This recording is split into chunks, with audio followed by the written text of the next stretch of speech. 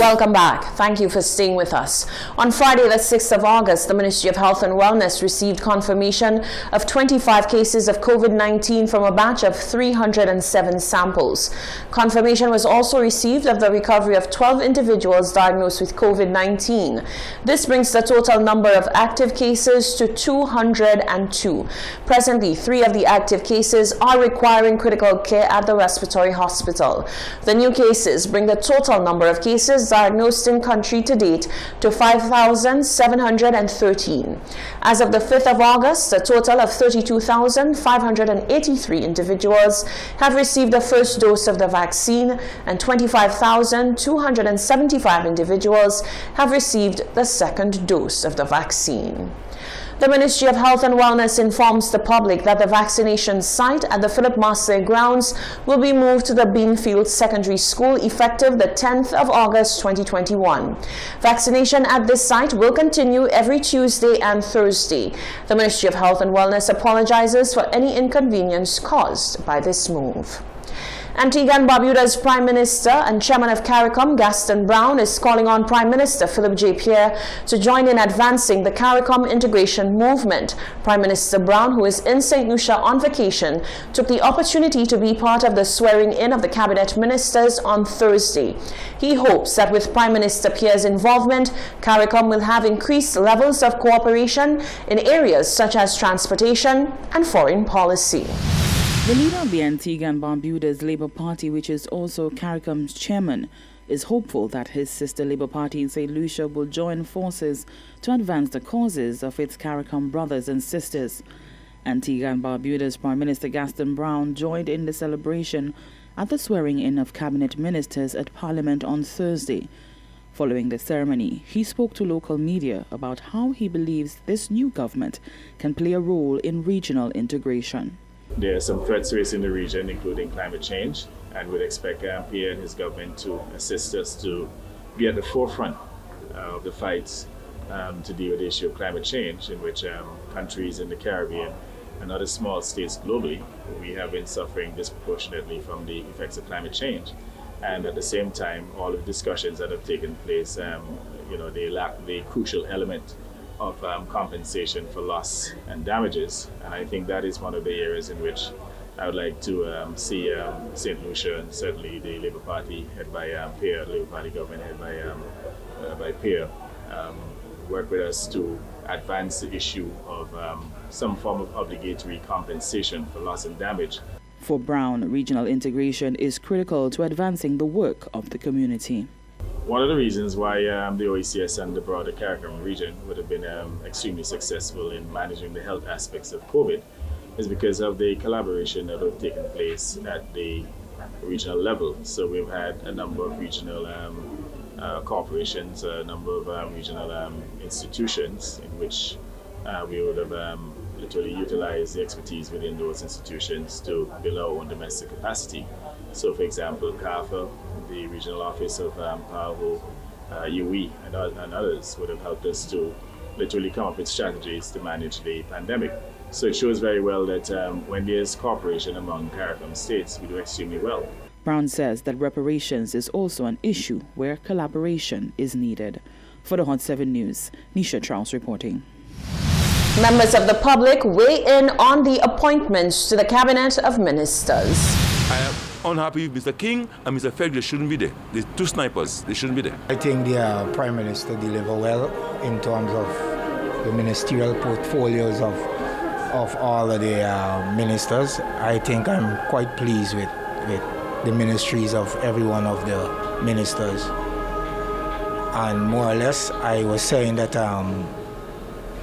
whosoever win the elections, the country definitely would have need a little healing, and I think exactly that is what the Prime Minister did. The result is yet to come, and we're hoping for greatness from this government or any government in St. Lucia. We just want the best for the people. So we just wish them success and hope that they will do what's right, do what is good for the people and not for themselves. I must say I'm very satisfied with it, yeah? And they gave Mr. King what he deserved, the respect and the ministry I know he can handle. So leave him there, thank God. That's very good, I enjoyed it. Very, yes, I'm satisfied. Of course, I'm satisfied.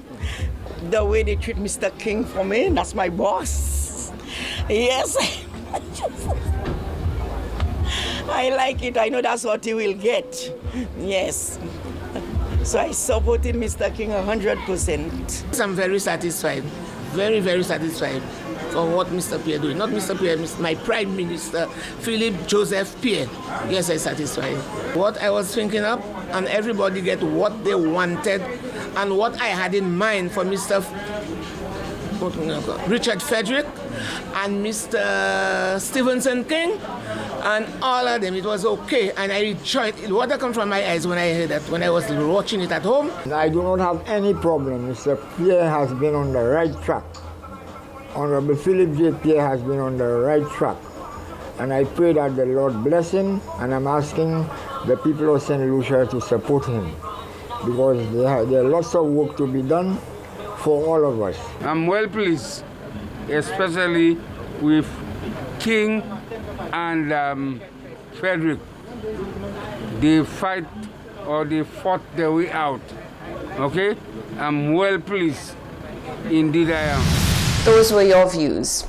If St. Lucia wants to see its crime rate decrease, it needs to rectify the issue of unemployment. So says counseling psychologist Calixtus Jean-Louis as he spoke to Hot 7 TV.